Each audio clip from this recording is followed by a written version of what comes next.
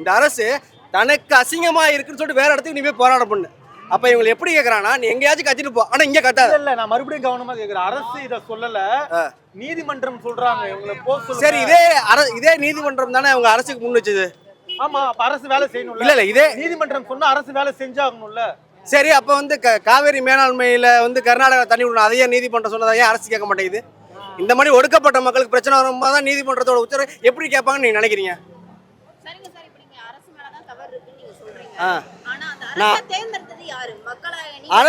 அதற்கான பாடத்தை இந்த போராட்டத்தின் வாயிலாக, இதனோட வெளிப்பாடாக அடுத்த அரசியல் களம் மாறும்.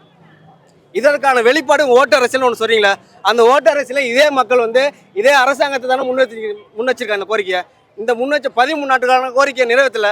இந்த 3000 மக்களுக்கான ஓட்டு உரிமை யாருக்கு போடுங்க அவங்க டிசைட் பண்ணுவாங்க. இந்த அரசை தேர்ந்தெடுத்தவங்க தான் அவங்க. இதில் இருக்கக்கூடிய எத்தனையோ பேர்கள் இதே திராவிட முன்னேற்ற கழகத்துக்கு ஓட்டு போட்டுருவாங்களா இல்லையா? அவங்க அதே அமைச்சரை பார்த்தானே கேட்குறாங்க. ஆனால் பணி சார்ந்த அமைச்சர் பேசுகிறாங்களா? இன்னைக்கு பணி சார்ந்த அமைச்சர் யாருமே பேசல.